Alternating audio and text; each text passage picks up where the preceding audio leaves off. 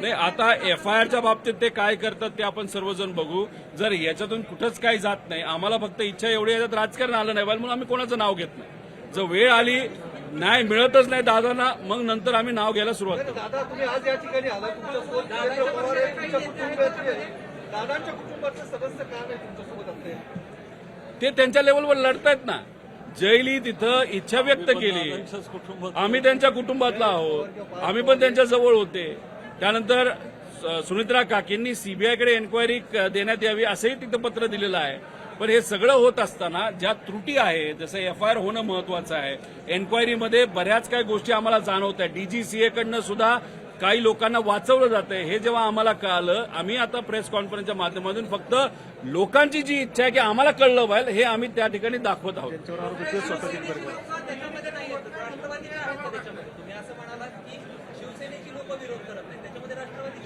येणाऱ्या पार्लमेंटमध्ये एक तर त्यांच्याकडे एकच खासदार आहे, ते आहेत सुनील तटकरे. त्यानंतर प्रफुल्ल पटेल आहेत. प्रफुल्ल पटेल अतिशय अनुभवी व्यक्तिमत्व आहे. कशामध्ये? एव्हिएशनमध्ये. आम्ही ज्या पद्धतीने इथं लढतोय, डॉक्युमेंट आणतोय, त्यांचे जुने कॉन्टॅक्ट आहेत.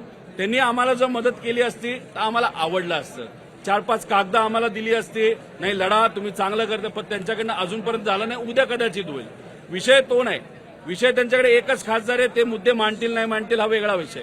आमच्याकडे 8 खासदार आहेत. आम्ही आमच्या लेवलला मांडू, काँग्रेस मांडेल, त्यानंतर एकनाथ शिंदे साहेबांचे पक्ष मांडेल, उद्धव ठाकरे साहेबांचा पक्ष त्या ठिकाणी मांडेल, तृणमूल काँग्रेस त्याच्या मांडेल, इतरही राज्यातले जे इतर नेते, जसं आप पार्टी सुद्धा उद्या जाऊन हा मुद्दा त्या ठिकाणी मांडणार आहे.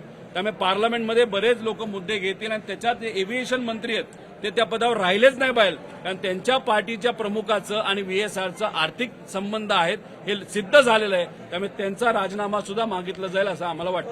राष्ट्रवादीचा पाठिंबा रोहित पवारांना संपूर्ण पक्षाचा नाही असं त्यातून सिद्ध होतं. कशातून? काही राजकीय नाही. रोहित पवार गळून आहे. रोहित पवार कोण आहे? रोहित पवार कार्यकर्ता आहे, नातेवाईक आहे. रोहित पवारचं काही घेणं देणं नाही. रोहित पवार आणि रोहित पवाराबरोबर या राज्यातले 11 कोटी लोक फक्त एवढंच मागतायत, आम्हाला न्याय द्या अजितदादांना. इन्व्हेस्टिगेशन नीट झालं पाहिजे, टेक्निकल अँगल पण बघा आणि क्रिमिनल अँगल पण बघा. त्यामुळे रोहित पवार हे महत्वाचं नाही, नाही तर आम्ही सर्व महत्वाचं नाही. काय महत्वाचं आहे? दादांना न्याय मिळाला पाहिजे. पण ज्या ज्या घटना घडत चालल्यात, आम्ही जे बोलत चाललोय, दुर्दैवाने त्या गोष्टी घडत चाललेल्या आहेत आणि त्याच्यावरूनच आम्हाला शंका वाढत चालली आहे की इन्व्हेस्टिगेशनवर कोणाचा तरी दबाव असल्यामुळे इन्व्हेस्टिगेशन योग्य दिशेने जात नाही.